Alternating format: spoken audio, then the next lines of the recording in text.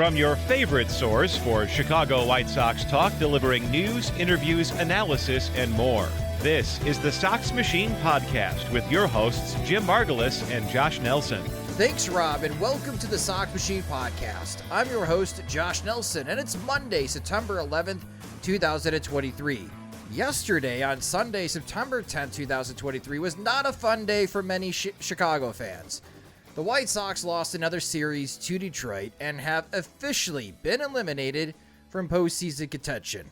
A short time later, the Chicago Bears in their season opener got embarrassed by their biggest rivals, the Green Bay Packers at home, losing 38-20. So if you are listening to us as a break from the instant analysis and reaction to the Bears starting 0-1, welcome. In this episode, we'll be discussing quite a bit about what new White Sox general manager Chris Getz had to say about his plan of attack and dropping clues on what could happen to the White Sox roster this offseason.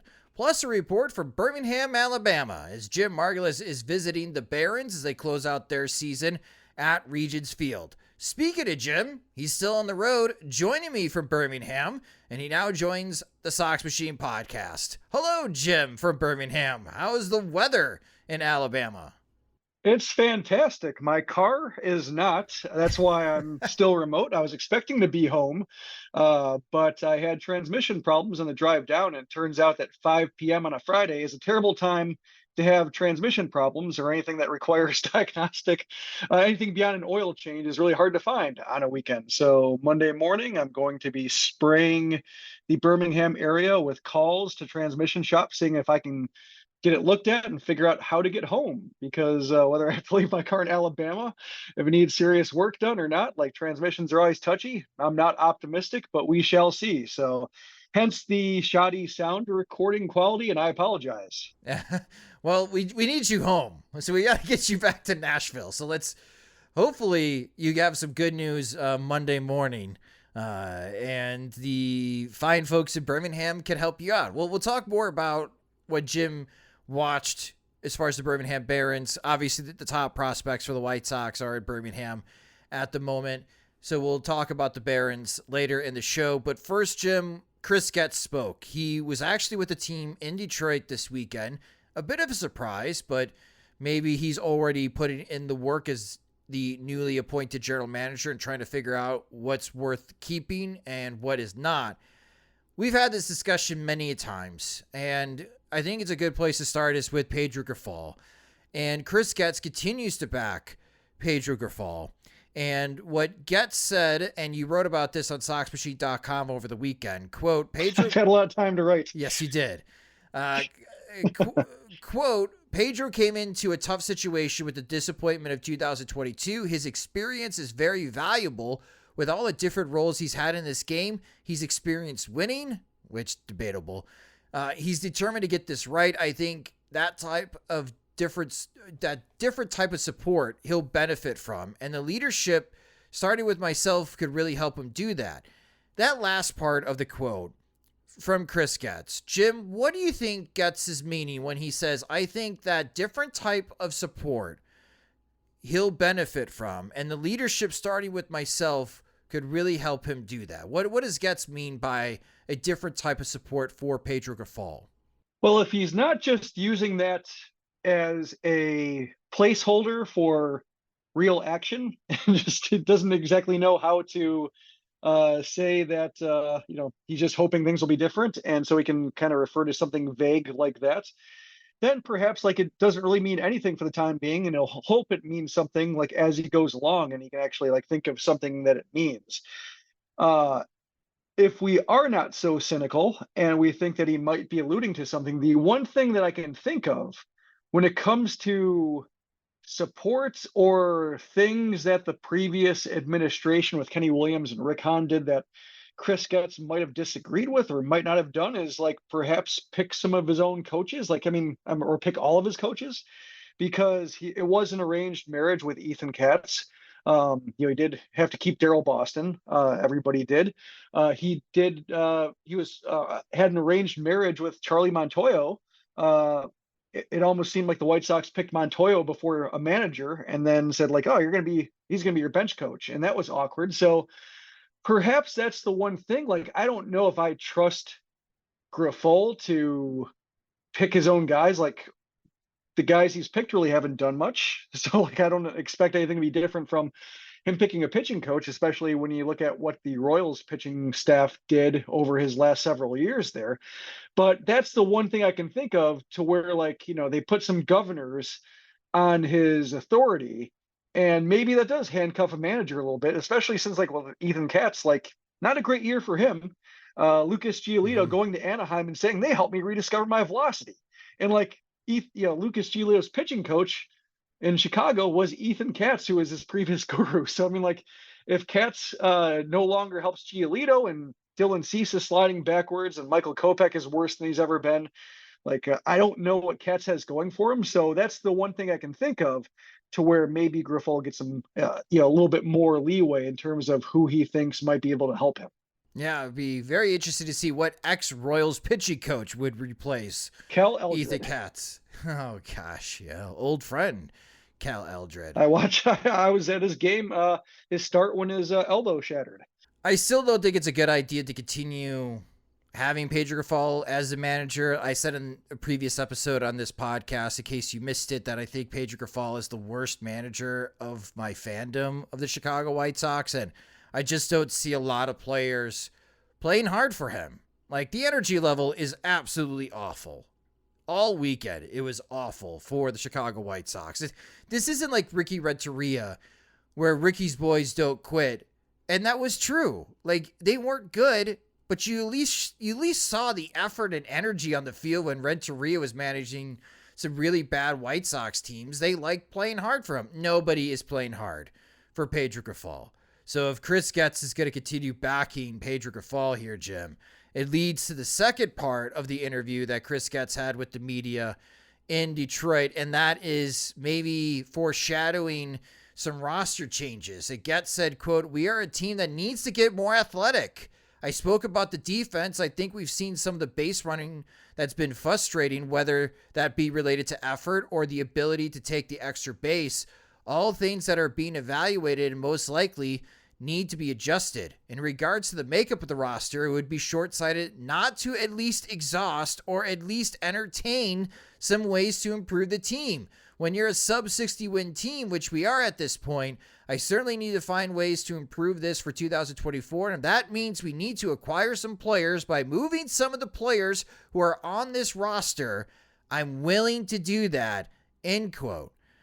Need to get more athletic. Jim, why do the White Sox need to get more athletic? Is this just a renewed sense of focus on defense, or are we going to see an attempt at a different style of play where maybe the White Sox are going to run more than they have in the previous seasons? I think it's probably more a matter of defensive usefulness, maybe utility when it comes to covering multiple positions, but also being good at your position and not being somebody who is just, left field at best, or first base at best, or third base, pray he doesn't have to play first base. And I wonder if that's like a backhanded dig at maybe some previous White Sox scouting directors, or at least the ones who I'm thinking like name rhymes with Hick Nostetler, about the kinds of players they brought in to draw walks, and defense and athleticism was more or less a secondary concern, and like Zach Collins and Gavin Sheets and so forth, and just kind of piled up on them to have all these redundant players. They trade for Eloy Jimenez, who doesn't help in that regard,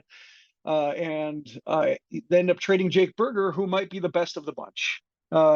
And they had to trade Jake Berger in a way. Not they didn't have to trade him, but like Jake Berger was the only one they could trade because he was the only guy of interest to other teams. So if they're trying to back out of this, and they might have to take a loss on a guy, like Berger might be it. But ideally, you don't want to get that position unless you acquire somebody who might be able to help along similar lines. Maybe Jake Eder ends up being that guy, but the early returns on him coming back from Tommy John surgery aren't great, and the White Sox have some work to do with him. So that's, I think, maybe what I read into that. I think my problem with that quote is that, like, Rick Hahn promised the same thing. So it's just a different guy from the same school promising the same things. And, maybe Getz will be more aggressive. Maybe he is less attached to these players because he didn't acquire them himself. And it'll be easier to pull the trigger. Even if he's not coming in completely new, he might be colder than Rick Hahn or Kenny Williams in terms of like guys they've acquired and nurtured and matriculated and just hasn't worked out and they don't want to pull the plug on him. I mean, that first paragraph you mentioned, talking about, base running, relating to effort or ability, that kind of just thought like Eloy Jimenez. Like that, more than anybody else, I think he fits that description. Like, Yasmani Grandal, sure, he's slow. Andrew Vaughn, sure, he's slow.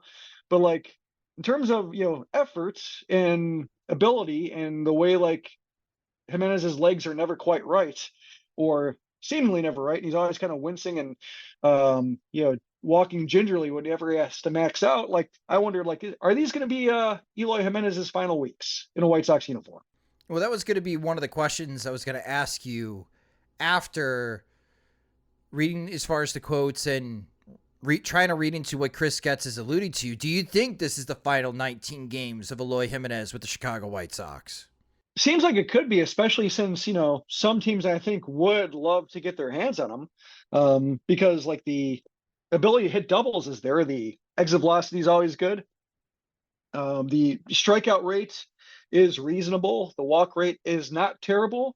It's just a matter of like swing mechanics and just the ability to get lift. And I imagine some teams who have had some success stories along those lines in terms of just making a swing tweak that gets that ball in the air would love to have him. And, given that he's paid a non-negligible amount, he'll be making 8 figures. Like a team will be able to have some leverage, I think, trading for him and saying like, no, he's being paid market rates for what he's shown he can contribute. We're taking risk bringing him on. He might be unfixable, but we have the ability or we have the roster spot. We have the need to try to make it happen, but we're not going to be suckers here either if we end up having the same problems you did. So that's why I think like, he has enough raw ingredients. Like I'm thinking like Jose Bautista along those lines of just, you can understand why team after team after team took a shot at him. And all of a sudden, like the Blue Jays figured it out. And I think Jimenez might be that same kind of case to where like maybe the next team he signs with isn't able to flip that switch, but maybe like the second team or the third team will be able to get like that one all-star season he's been missing. The thing about Eloy, so right now Eloy's got 19 doubles. He's hit 15 homers for the White Sox. So that's 34 extra base hits in 102 games. That's not a very high amount. His slash line is 272 batting average, 320 on base percentage, slugging 438. That's not going to cut it. And we are now to the point of Eloy's career with the White Sox, Jim, in which he only has one season, unless he hits 5 home runs in the remaining 19 games of 2023. He only has one season with more than 20 homers hit. And that was his rookie year in 2019. And that was the super bouncy ball. Mm-hmm. And now I'm starting to wonder, just like Yohan Moncada and his famous 2019 season, was it the baseball? Have we all been fooled because of the raw power that we saw from Eloy? And we saw some of it in 2020 before he hurt himself during a celebration. And then he just hasn't been the same since he dunked over the wall. Just thinking about all the stupid injuries that Eloy Jimenez has suffered over the years has suddenly made him, I don't know, Avisail Garcia? I mean, is that a fair comp? Someone that you can't trust to hit more than 20 homers in a season, but you look at the body and you look at some of the exit velocity numbers and you could dream that, hey, this guy should be a consistent 30 home run hitter, but never gets there, either because of a really bad ground ball rate for his hitting profile, which is ground ball rates hovering around 53%. That's not good. His lack of athleticism. You can't really put him in the outfield. Mm-hmm. He's a liability, and part of what Chris Getz is getting at. So I from Getz's comments and from your writing, Jim, the more I think about it, it's like this might be it. And I don't think you're going to get a whole lot for Eloy Jimenez.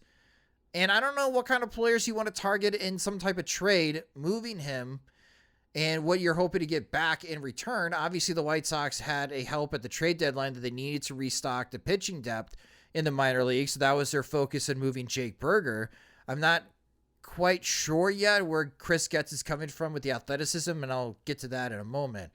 But I think I'm with you, Jim, and you've been kind of pounding this drum now for a couple of years that maybe the White Sox should consider trading Eloy Jimenez, and it's not certainly selling him high, but I wonder if that is one of the first moves that shakes up the clubhouse, is that, yeah, we got to move on from Eloy because he's redundant and he's just not living up to expectations. Yeah, I wish they, who knows if he would have been available for like Brian Reynolds or something like that, but that was the one that I think I started being like, Reynolds fits this roster a little bit better. Maybe the Pirates like that cost-controlled, bat that can hit the ball out to right field at PNC Park. But yeah, I think the one difference between like him and Avi Garcia is I think they're similar in terms of like what you said. I think, Jimenez has a little bit more natural home run power. And the fact that he hasn't hit 20 a season is all because of availability, really. This is his first season since 2019 where he played over 100 games. So he's had some home run rates that have been decent to impressive and just hasn't been able to stay on the field, but that's a problem in and of itself. He'll be 27 next year. One thing that surprised me about Eloy, looking at his baseball reference page, he's never attempted a stolen base. Goes back to that athleticism comment. Yeah, and just the unwillingness to run or just being afraid to run, but that's really hard to believe. That's something I never would have guessed, just because Yasmani Grandal attempts stolen bases. It's the kind of busted hit and run or so crazy it just might work. But Grandal over the same time has attempted 7 stolen bases, only one since 2020, but still he's at least attempted one. The crazy attempt or the one that didn't work, Jimenez just doesn't run. So that's jumps out to me in terms of he's fitting the description. Some of the previous issues with the training room or work ethic, etc., kind of come back to him a little bit in terms of maybe being a little bit happy-go-lucky, and maybe that works well when you're on in a really good clubhouse where there's a strong hierarchy and he can go along for the ride. But if the clubhouse is adrift and he has really no gravitational pull, or doesn't maybe have the same incentives to push himself, he just likes hitting homers and doing gestures for the camera, the ice water in the veins, etc., and isn't so much a leader and doesn't acknowledge leaders, doesn't know where they are, doesn't really look for them. That might be one case of where it does shake up the clubhouse a little bit, and says if he's not going to be a leader, or if he can't even doesn't really have an interest in finding one or being one himself, or at least being a temporary leader or stabilizing force until something more sustainable makes sense, then yeah, he kind of looks like a marked man to me. I think he's not the only marked man.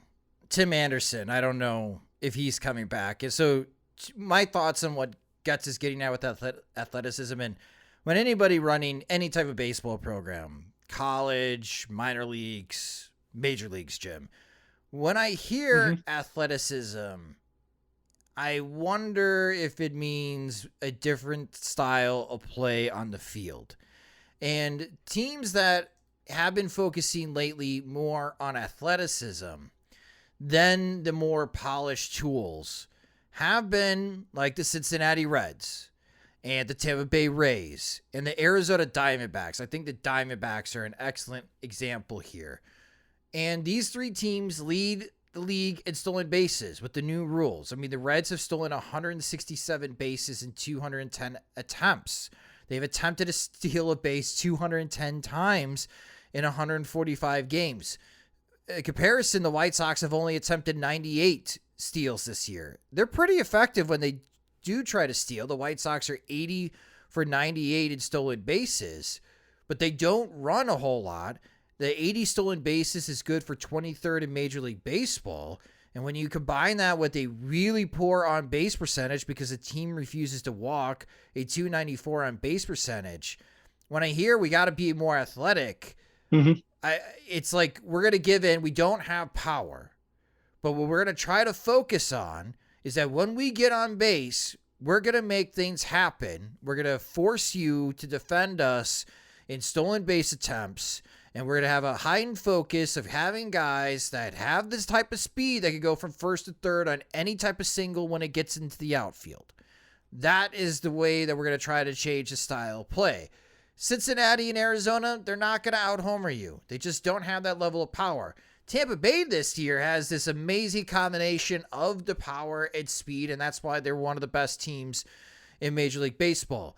The teams that are ranked 4th and 5th at stolen bases this year, the Kansas City Royals and the Oakland Athletics, the only two teams in the American League that have a worse record than the Chicago White Sox. So when I hear that we got to be more athletic, I agree defensively. Mm-hmm. You have to be more athletic. I think you need to overhaul the middle of your infield. Tim Anderson at age 31 is not going to have the same level of athleticism that he did at age 28. And if I were the White Sox, I'd move on, or I have a very frank conversation with Tim Anderson that you stay here, you're playing second base. We got to find a different shortstop. So I think, yes, the White Sox have to get more athletic up the middle of the infield at short and at second base. But being more athletic may help defensively. It still doesn't resolve the offensive problem. And just watching the games this weekend, Jim, it is so clear that Chris Getz's biggest issue coming to this offseason is on the position player front. This is a mess. It is a disaster on what he currently has on hand right now. And just trying to find more athleticism on the roster, I don't think helps you with the on-base situation. I don't think it helps you with your power situation. And guarantee rate field, you got to have a team that hits somewhat for power to take advantage of the ballpark that you play in 81 times a year.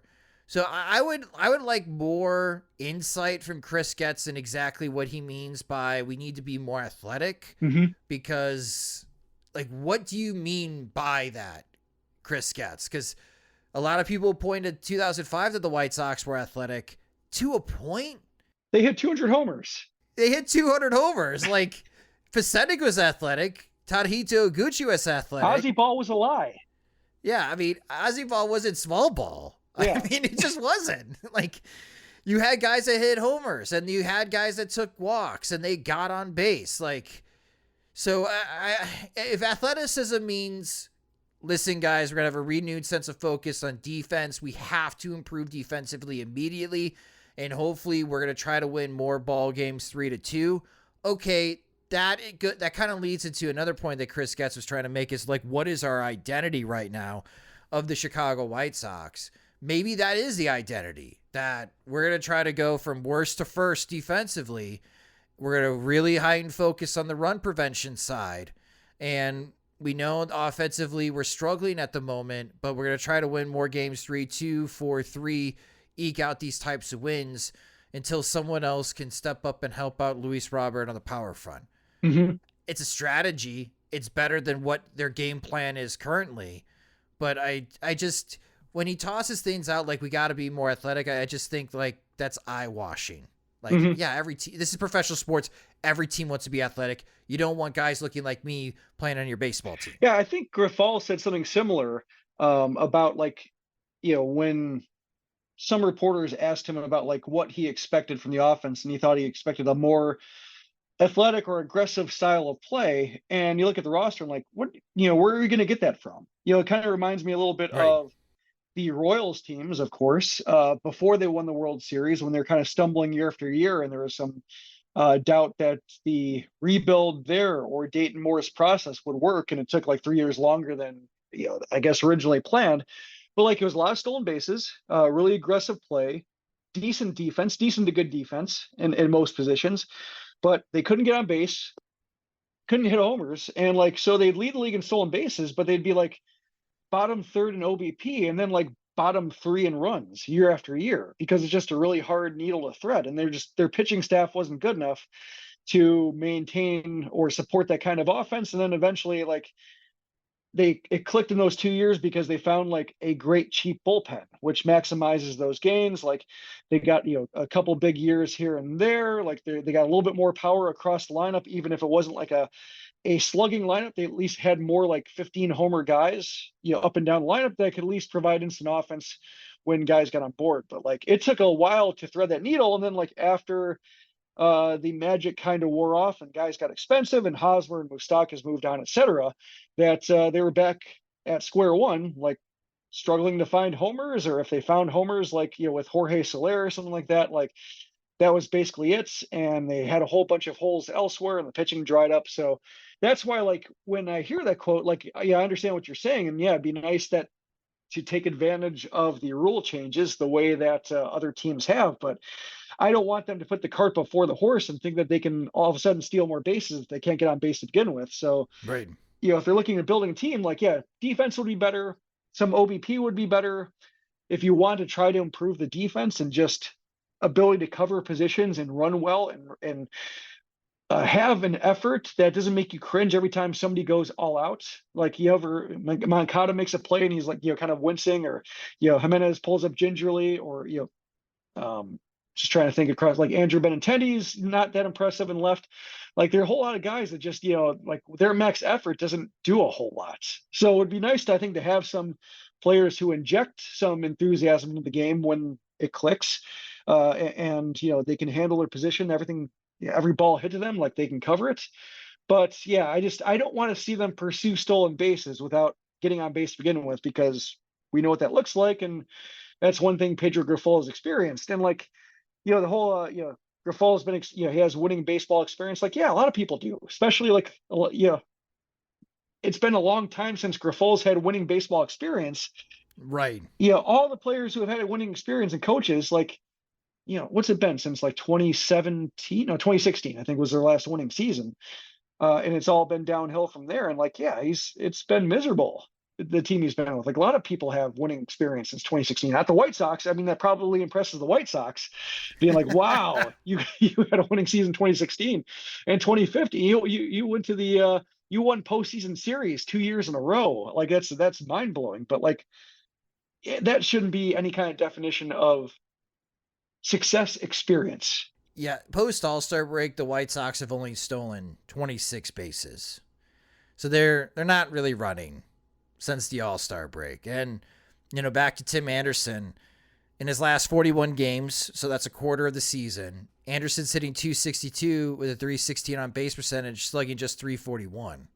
So that's just a .657 OPS. So when people are saying that Anderson is hitting better, yes, technically that's true. He's not hitting well. Mm-hmm. And I mean, Elvis Andrus, by the way, has an .867 OPS since the All-Star break, but he's going to turn like 35 after the season. So, yeah, I mean, if the idea is from Chris Getz that I want the type of athleticism that the 2022 Cleveland Guardians had, okay, I can see where you're going. You don't have the starting pitching for that plan to work. You, as the player development, weren't developing these types of players. And whether you want to argue that the previous administration ran by Kenny Williams, Rick Hahn, did not give you those types of players could be a whole different type of story. But when that team got to the postseason, even though Cleveland pushed the Yankees to Game 5, they didn't have the home run power, the extra base power to get deep into the postseason. So that might be a strategy to win the American League Central in 2024. And I could kind of see where Chris Getz is coming from, but that's not a strategy to win the World Series. I mean, again, just look at the best teams in baseball right now. Baltimore, Atlanta, Tampa Bay, the Dodgers. These teams seem to do everything well. Like, you got to do everything. It's about balance, really. And I don't know. I'm a little bit concerned here that this might be the offseason of, we're going to just focus on getting a bunch of athletic guys, Jim. Can they draw walks? No. Can they hit? No. But man, they can run. So if they ever get on base, we could be dangerous. Like, okay, great. This offense could get a lot worse. Yeah, I think it depends on how he sells it. Like, if the thing that troubles me is, like, Jerry Reinsdorf saying he doesn't have a year to waste, and Chris Getz saying, like, well, the Central, we can get better. Like, if they were looking at 2024 as a step back, or just waiting for the payroll to shift, and like maybe they'll put professionals in place that if things break right, they can be interesting, but aren't going to sell out for 2024. Sure, I could buy it. But like, the pretense of the idea that they're going to try to get good as fast as possible, that does create room for concern because, what happens if their talent evaluation remains exactly the same and they continue to draw duds when they try to, sell positions on the cheap, and they have to sell positions on the cheap because they just have so many positions to solve. Like, it's not, a matter of like, even if they could spread some money around, it's going to be spread pretty thin because it's a lot of square footage to cover on the roster. Yeah, again, like on the shopping list for those that are already mocking up your offseason plan projects, I think you got to find a shortstop at second baseman. You might need to find a right fielder again. And 4 starting pitchers. Yeah, a bunch of starting pitchers. Yeah, it's quite the shopping list. Speaking of starting pitchers, Michael Kopech moved to the bullpen. Now, we were trying to have some type of live show, a live stream to talk about Michael Kopech going to the bullpen. Unfortunately, because of technical difficulties, we weren't able to do that live stream. Kopech did pitch on Saturday, 2 quick outs, then he gave up a solo homer, and then he proceeded to walk the next batter. He eventually got out of the inning, but Kopech threw 28 pitches, and that walk, his fastball command was all over the place, and obviously he got shaken up by giving up the home run that extended Detroit's lead. And this whole situation now of Kopech moving to the bullpen and the White Sox, they're just saying it's a temporary thing. They're trying to work on his mechanics, get him back on track. I don't know, Jim. We've seen this song and dance before with the Chicago White Sox. I know it's a different administration now. What do you think the White Sox are trying to do here? Like, what are they trying to accomplish by having Michael Kopech pitch out of the bullpen? Or is this what his role is going to be moving forward? It should be. I mean, I think most teams would, especially teams that are trying to get good for 2024. Like, they'd say, like, yeah, you're a reliever. Maybe worst case scenario, we'll start you in the rotation opening day, or at least, opening week, just because we might not have the depth we want. So we'll have you stretched out to start the year. But like, as soon as we have sufficient depth, we're going to the bullpen and staying there. Like, I think that would be a sensible plan.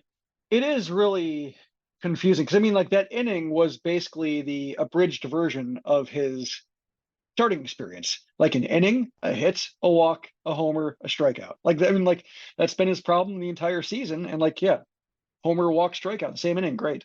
Very convenient for just explaining the point. But yeah, I don't.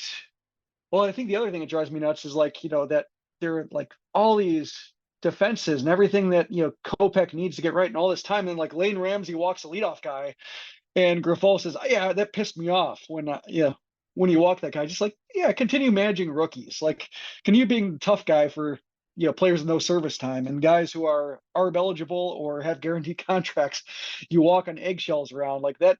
That worries me. And I don't know if a new bench coach is going to fix that or a new pitching coach is going to fix that. But yeah, I don't know why, 10 days before they moved in the bullpen, Grifol is saying that, like, it's the furthest thing from our mind and it should be on his mind either. And then, like, I wish he had a middle ground between like outright denial and then making the move he denied. Like, it would be nice to be like, yeah, if he doesn't pick it up, we might have to consider alternatives. Like, he never says that about guys who have service time.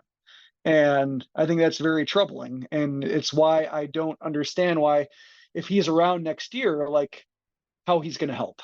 Well, Jim and I are going to take a quick break for a word from our sponsors. But Jim got a chance to see a lot of the upcoming White Sox players as he visited the Birmingham Barons. So it'll be Jim's report from Birmingham after a quick word from our sponsors. The biggest acts are visiting Chicago this summer, on top of all the baseball games and other great concerts, theater shows too. It can be quite the chore and headache trying to secure tickets to all of these shows and events. Buying tickets shouldn't be stressful. Use Game Time to purchase your tickets. Game Time is the fast and easy way to buy tickets for sports, music, comedy, theater near you. They've got killer deals on last-minute tickets, and their best price guarantee helps eliminate stressing over tickets. If you find tickets in the same section or even row for less, Game Time will credit you 110% of the difference. That's why Game Time is the fastest growing ticketing app in the country. Download the Game Time app, create your account, and get $20 off your first purchase using our promo code SOXMACHINE. Terms and conditions apply. Again, create an account and use our promo code SOXMACHINE for $20 off your first ticket purchase. Game Time. Last minute tickets, lowest prices, guaranteed. There's no I in team, but there is one in Indeed, and that's the hiring platform that you need to build yours. When you're hiring, you need Indeed. Instead of spending hours on multiple job sites searching for candidates with the right skills, Indeed's a powerful hiring platform that can help you do it all. One of the things I love about Indeed is that it makes hiring all in one place so easy because Indeed does the hard work for you. They show you the candidates whose resumes on Indeed fit your description immediately after you post so you can hire faster. Join more than 3 million businesses worldwide that use Indeed to hire great talent fast. Start hiring now with a $75 sponsored job credit to upgrade your job post at Indeed.com/Blue Wire Sports. Offer good for a limited time. Claim your $75 credit now at Indeed.com/Blue Wire Sports. That's Indeed.com/Blue Wire Sports, and support the show by saying that you heard it on this podcast. Indeed.com/Blue Wire Sports. Terms and conditions apply. Need to hire? You need Indeed. Welcome back to the Sox Machine Podcast. The Chicago White Sox have a 7-game homestand this week as they'll play 3 games against the Kansas City Royals Monday through Wednesday, and then a 4-gamer against the Minnesota Twins Thursday through Sunday. When we were previewing this season, we were thinking that this could be a big week for the White Sox if they were still in playoff contention, but since they are not, who cares? So let's move on to what could possibly happen for the White Sox and who could help out in the near future. So Jim visited the Birmingham Barons. This was their final weekend at home at Regents Field in 2023. A lot of intriguing prospects, obviously a chance to see Colson Montgomery. Jim, let's just talk in broad terms here. What did you see from Birmingham in the final weekend at home for their regular season? I saw like a lineup that has, I think interesting is such a boring word, but I think interesting is the correct word for these process because like I see them in the lineup, like, oh, I'll watch them. When I see the starters, they have kind of 5 interesting starters who, when I see their name on the lineup card, I think, I'm interested in seeing what they look like. But like, they're not maybe gripping or they're not like must-watch guys. If you were just, showing up at the ballpark, looking for names or not knowing the names and just looking at what they're doing in the field, might not jump out to you. So I think like that's why I go with interesting as much as I like to find other words. So the lineup was like 5-6 deep of those types of players, some more than interesting, like Wilfred Veras, I think jumped out to me, Colson Montgomery, of course, Edgar Caro, of course. But like the starting pitching I saw, which was Mason Adams on Friday, Jonathan Cannon on Saturday, and then Matthew Thompson on Sunday, like all those guys are just kind of interesting in that, like, I'm not sure if they're going to be rotation mainstays at any point in their careers, but worth watching for a game to understand what they do and ask people about them. So let's start with Colson Montgomery because Eric Longenhagen on Fangraphs, which I do trust his analysis. Eric gets a chance to, especially when it comes to international prospects, see them in the backfields of Arizona.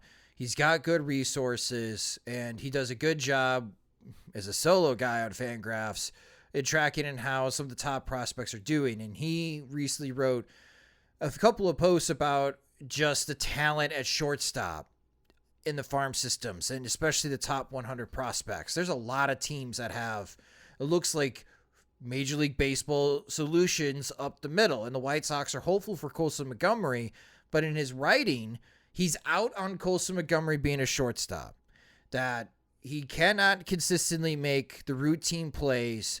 And at Double-A, based on what Longenhagen is hearing, there's a little concern about the arm strength, and the arm strength issues may be coming because of the back issues that Colson Montgomery had to deal with at the beginning part of the season, which I could totally buy. It's hard for me to gauge on minor league broadcasting, and it is limited on what you can see video-wise defensively rather than being in person. But for you to be in person, what did you think defensively of Colson Montgomery? Well, he made all the routine plays over the games I saw him, and he started at short in 2 of the games. Like I had seen some of the errors that Eric was referring to, and I get what he's saying, and it didn't strike me as, it struck me as disappointing, but also like, I kind of get it based on, when I see that the box score shows an error, and sometimes I'll look it up and be like, yeah, that was a pretty routine play, or he got out of sorts fielding a chopper, or like kind of Tim Anderson thing, trying to make a quick play at home and getting ahead of himself. Like, yeah, I get that point, but like he made the routine plays in front of me when I saw him.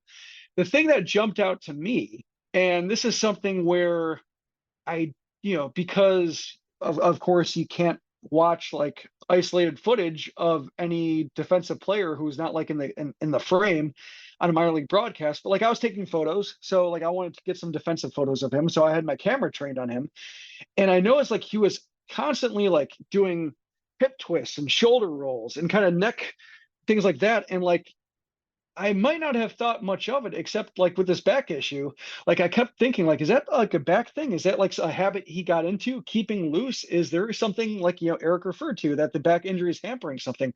Then I looked around, I surveyed the rest of the infield, like Brian Ramos, like, I mean, everybody's got their like between pitch routines. Like Ramos would like, kind of take his glove off, put it back on. Alexander Womack on the other side is like kicking the dirt and checking his card and looking around, playing with his hat. Like Tim Elko is kind of chatting up the got runner on first, or like they're all doing something between pitches. But like Montgomery constantly like twisting, rolling, just stretching out, and that did make me a bit concerned. Like, maybe he's not all the way past that. It sounds like they're gonna have him play in the Arizona Fall League. And I get it, to trying to make up for lost ground. But man, if the numbers aren't great at the Arizona Fall League, it might be worthwhile just to give him an offseason and just tell him, don't lift for a month. Just... The Moncada plan. Yeah, let's take it easy on the back. Because, to like what Eric was writing about, like, I get that. Like, if he is struggling defensively, it might be because of the back. So for you getting a chance to see that, like, that was one of the things that I had on my mind. Video-wise, like Brian Ramos. Okay, so you and I have had this debate, and I do not think Brian Ramos is someone that I'm going to pencil in as a possible replacement of Yohan Moncada at third base. However, I am open to be convinced, because some of the things that I've seen on video demonstrates that Ramos has more athleticism, again, that word, at third base than I was expecting. And he has more range than I was expecting at third base. And he does have some pretty good arm strength. And he's someone that initially I thought if he's going to make it to the major leagues, he's probably a left fielder in the major leagues. But he has been impressing with some of the defensive plays that I've seen on video. What does he look like defensively in person, Jim? Yeah, his hands were really good. And his, reaction time was pretty good. Made a couple of diving plays, made a tricky backpedaling play and kind of threw flat-footed across the diamond to get Jackson Churio, and like Churio got real pissed off of that one. Like, I'm not sure if it was because he topped a ball that he thought he should have driven, or whether he just, because Ramos robbed him earlier in the game too. So that was two tricky plays that Ramos made on him. I was sitting next to the Biloxi dugout, and like Churio came in, slammed the helmet, slammed the bat, like, and I imagine it had to be pretty satisfying. So I was impressed by the defense. He did make a throwing error on kind of like a Leroy Jenkins effort. Like, it was actually a really good play. Like he made a lunging stab towards third base with the runner on third, and then charged right at the runner and tagged him out, because the runner got like, runner would have been dead at home, but like because Ramos's momentum was carrying him towards third, like his first break went home, and then by that time he's a dead duck. So like Ramos tagged him out, but then he just tried to throw to get the runner at first as well, and kind of fired high and wide, and it got away from him. But no, I think he has a skill set there. I was talking to Lorenzo Bundy, the Birmingham manager, and he likes the way he's been playing. So no, I think third base looks like a natural enough position, especially since like now he's, getting the reps that he needs, and he missed, the first 2 months as well. And I think unlike Montgomery, who might be a little bit like just getting by right now, I think Ramos is actually, he's not lighting up necessarily, but he's doing well enough at the plate. But I think he's thriving defensively. Yeah, Ramos this year sitting 265 with a 361 on base percentage. That's a number that kind of jumps out when you're looking at the Birmingham numbers, with a 438 slugging percentage. So I think Brian Ramos could use another half season at least at AA to prove that he could hit for more power, another chance to see the pitchers in the Southern League. Compared to like Jose Rodriguez, Popeye, yeah, he's got 18 homers, he's got 17 doubles. It's a 264 batting average, so a point below Brian Ramos. It's a 297 on base percentage because Rodriguez has a crazy strikeout rate to walk rate. He does not walk. He strikes out a ton. He does run a lot, though. He's got 28 stolen bases. So if you're looking at home runs, doubles, and stolen bases, Jose Rodriguez impresses you, but that 297 on base percentage is not going to translate to the major league. So again, I will bring up, if Brian Ramos wants to join the major league sooner, can he play second base? Because that might be his first opportunity that he could get, at least to the major leagues. And the White Sox have called up Jose Rodriguez twice, and they haven't given him a start or an at bat. It's just dumb. So you got a chance to see these starting pitchers for the Birmingham Barons, and I got to watch Jonathan Cannon a bunch when he was in college, and we know about Matthew Thompson. We've talked about him over the years. What impressed you, or did anyone impress you on the pitching front? Well, I guess Garrett Crochet, saw him. He struck out the side. It was refreshing to see him pitch, just because the rest of the Birmingham bullpen, not a whole lot there. So you see him come in and just basically like rip through the Shuckers lineup, be like strikeout, strikeout, strikeout, all swinging, like, that's what it's like to have a major league caliber arm. And then you go back to the, Gil Lunas of the world and such, like, they're just, it's really slim pickings for Bundy when he's trying to get through the innings the starter leaves for him. But I think like the pitching was, to go back to interesting, like it was okay. Like another kind of flat word, like Jonathan Cannon, I think showed some toughness. I talked to Danny Farquhar about him because like trying to get a read on him. He had one bad inning, gave ball 3 runs in 1 inning, ended up rebounding pretty well for the quality start, stranded the bases loaded in the 6th. And, Farquhar mentioned to me that they had a guy in the bullpen ready, but really wanted him to close it out. Like it's a development moment. His pitch count was reasonable, like in the low 80s, I think. So like, let him have this moment or give up the runs. Like this is a time to test and learn how to do it.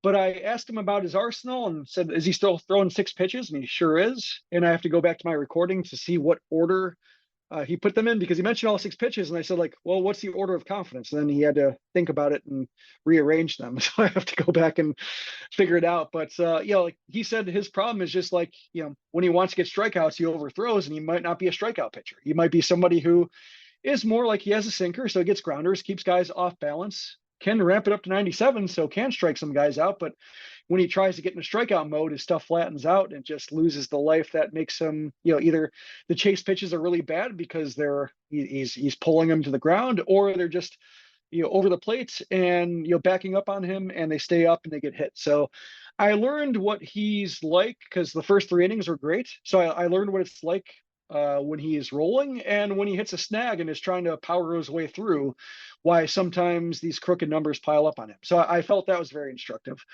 Mason Adams was, for people who don't know that name, he's a 13th round pick from 2022. Started the year being a bulk guy behind like Noah Schultz and, Peyton Pillette and Tanner McDougal, all these bigger names and bigger bonuses. But he was pitching so well in bulk that as guys moved on or guys got hurt, like he started getting starts and he started like, racking up strikeouts and not walking anybody.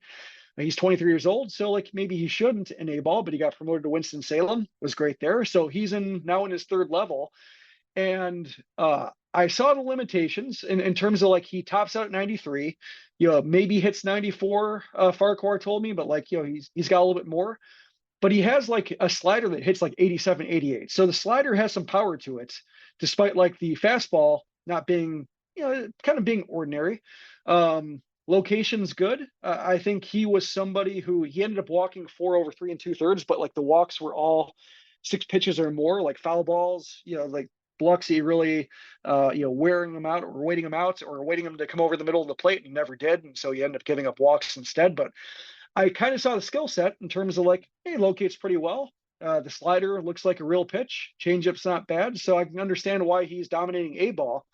I think we'll see the way I put it in the minor league, in the White Sox minor keys on Sunday was like, he knows what he wants to do.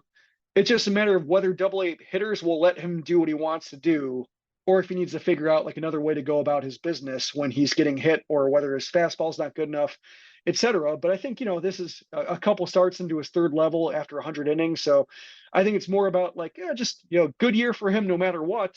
And when the year resets in 2024, we'll see exactly what his game does over like the course of starts and seeing opponents twice. Anyone else that jumped off the page for you, either position player or pitcher front, that we should be paying more attention to? Wilfred Veras looks good. Like, he's confused me as a prospect because there hasn't been a whole lot written about him. He was kind of like an ordinary international signing. Like, he's been young for every level he plays at, and he produces pretty well, but like he doesn't necessarily like jump off the page because like he's getting, he's doing well as a 19-year-old in Kannapolis, or he's doing well as a 20-year-old in Winston-Salem. It's not necessarily doing well for like a top 100 prospect, but like he's certainly impressive age for level. You just don't necessarily make the age for level adjustments when you're just looking at a guy. The other thing that surprises me is that, and why I wanted to see him, was that he doesn't have a position, or he was said not to have a position. And I just assume that means he can't move. But like, he's stolen 23 bases this year in 30 attempts. And even if that is like a case of like the minor league rules being very favorable to guys with like okay speed, it's like still, 23 stolen bases. That suggests to me like, give him enough outfield reps, he might be able to do it. So I wanted to see what he's all about. And like, he's a good prospect. Like, I'm not quite sure where he'll fit in my top 10 or top 15, or I really only rank 10. And then like, Veras has been consistently around like, I would say in the 12 to 15 range if I were to do it. But like, he's always been somebody like, why hasn't he had more heat, or why hasn't he been more interest? And like, watching him play a little bit, like, I don't know. Like, he seems like, he has some moments where the strike zone gets away from him, and that's evident in the strikeout to walk, numbers. And he struck out 3 times in the first game, was just getting slidered to death. And then next game, he hits a homer, hits a triple, like, is waiting for the ball to get over the plate again. So he seemed to correct pretty well. So I think his flaws right now are kind of young player problems, or inexperienced problems, or maybe like growing into a body problem. But like, he stole a base, he surprised him, got a late throw that moved into center field. He took third. So like, he has the ability to do stuff with his legs, and you would think that would translate to the outfield to be somebody where if he hits, he'll have a position to play. It won't be a case of like, I don't think he'll be good enough to where like, if he's an okay hitter, you'll be happy to have him out there. I think it's more like his bat has to do the driving. But I mean, age for level and just natural power and kind of figuring out how to go about his business, he seems to be doing well enough. So the Barons are not going to have a winning record. Nope. And the last time that they had a winning record was in 2021, when they finished 62-56 in the year. That was Justin Jerschley's first year managing for the Birmingham Barons. Before 2021, the last time the Barons had a winning record was back in 2013, when Tim Anderson helped lead the Birmingham Barons in winning the league championship. And I think that was Tim Anderson, right? No, that's probably a little early for Tim. That was Anderson. Trace Thompson. Actually, Scott Carroll, friend of the podcast. Scott Carroll was there. There's a big banner with the team celebrating, and like, I saw him there. So he's in the middle of it. Yes, that's right. That's right. Tim Anderson's Birmingham Barons finished 69-70 on the season before we got to see Tim Anderson later in 2016. Oh, Marcus Semien. Marcus Semien, yes, that's right. In 2013. Micah Johnson, a little bit. Yes. Yeah. Remembering some names now. So in the last decade, the poor Birmingham Barons have only had 2 winning seasons, and they've had some really ugly win-loss records. And there will be people who will say win-loss records don't mean anything in the minor league affiliate front. But sometimes the baseball has been so bad at AA because the White Sox are just really lacking talent for that level. So with what you have seen this weekend, and obviously we keep an eye on the minor leagues all season long, is there anything that you've seen from Birmingham that inspires confidence that anyone could help turn around the White Sox in 2024?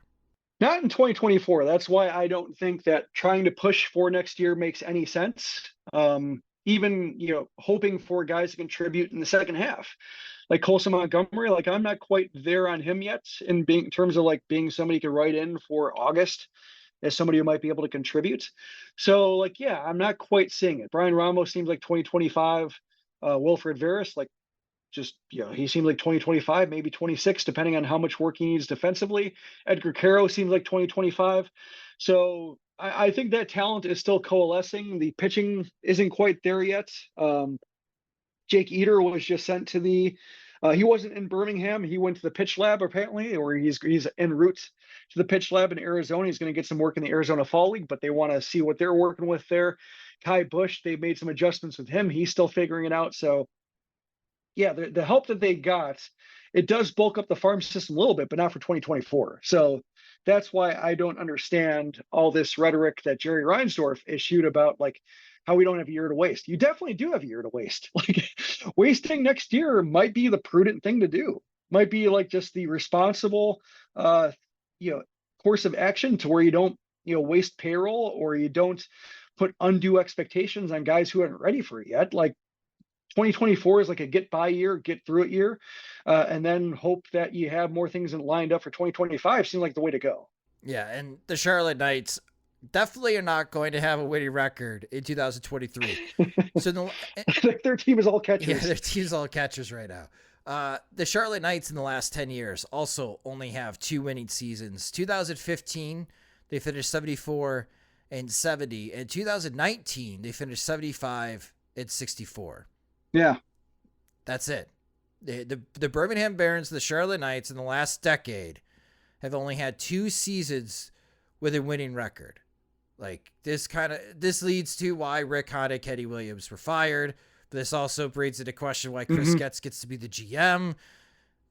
They continue to struggle here, and that's a good way to end this podcast, is that there are some promising things that are happening in Birmingham, and maybe some promising things happening in Winston-Salem and Kannapolis.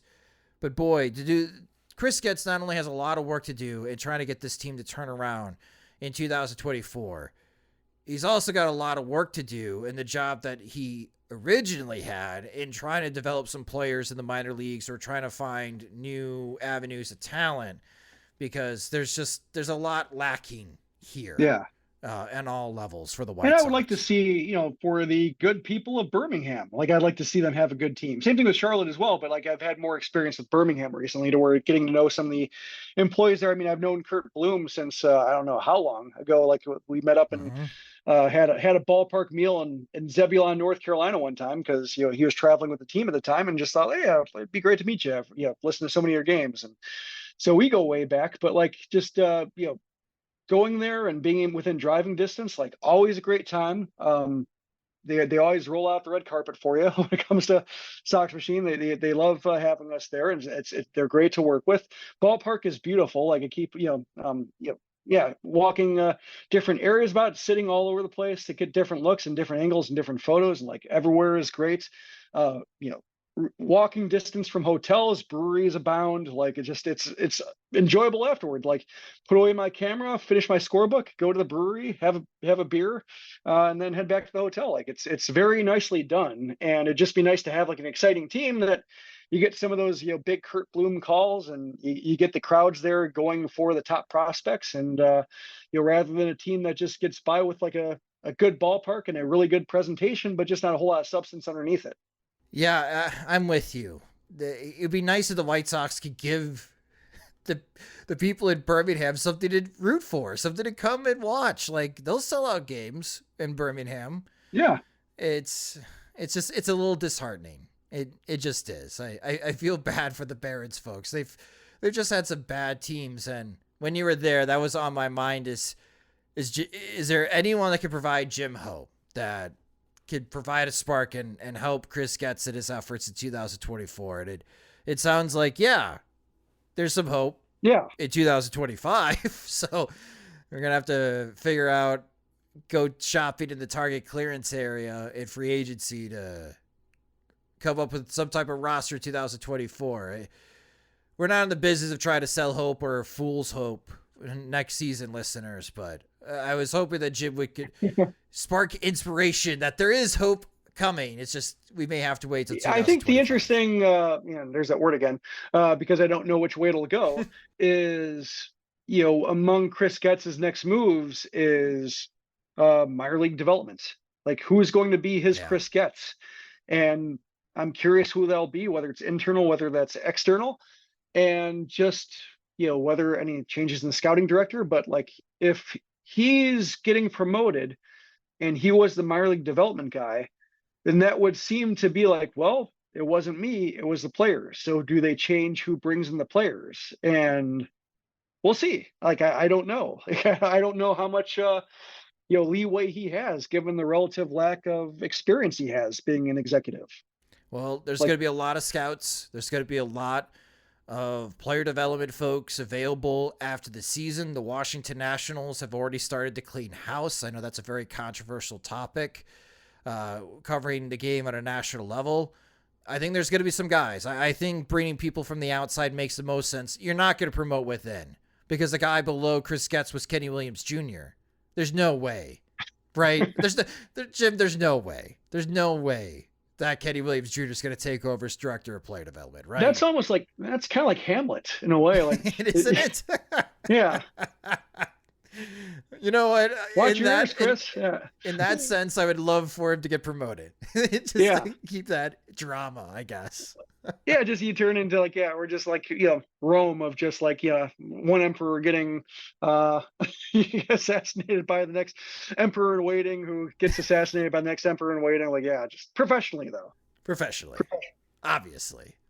Yeah, but just with given that they haven't solved the bullet in the stands thing, I figure that we have to be very explicit about, like, obviously, yes, metaphorically, yes. But that will do it for this episode of the Sox Machine Podcast. I hope we are a welcome distraction from all of the Chicago Bears talk right now that's going on in the city. But thank you guys so much for listening to the Sox Machine Podcast. If you just discovered the Sox Machine Podcast, you can subscribe to the show wherever you listen to podcasts, such as Spotify and Apple Music. We upload our podcast episodes into our YouTube channel, which you can subscribe to at youtube.com/SoxMachine. And you can follow us on social media, no matter what the platform is. We're at Sox Machine. You can follow me there at SoxMachine_Josh. If you enjoy our work and you want more, you can get more by becoming a Patreon supporter at patreon.com/SoxMachine. And with Jim going to Birmingham and paying for a new transmission so he can get home and help continue to cover these last 19 games, a big thank you to our Patreon supporters, because with your guys' support, it allows Jim and I to travel, a chance to see the minor league affiliates up close and personal. We're planning on being in Nashville during the winter meeting. So if you enjoy our work and you want us more on site to get these types of reports, you go to patreon.com/SoxMachine to sign up. If you want me to see my kid again, support us at patreon.com/SoxMachine. Yes, let's help Jim out with his transmission issues. Our Patreon supporters not only get to help out with auto repairs, but they also get exclusive content and ad-free versions of both the podcast and website. Monthly plans start at $2, or you can save with an annual subscription. Again, sign up at patreon.com/SoxMachine. The Sox Machine Podcast is a production of SoxMachine.com, your home for all things Chicago White Sox baseball and part of the Blue Wire Podcast Network. Alongside Jim Margulis, I'm Josh Nelson. Thanks for listening and watching.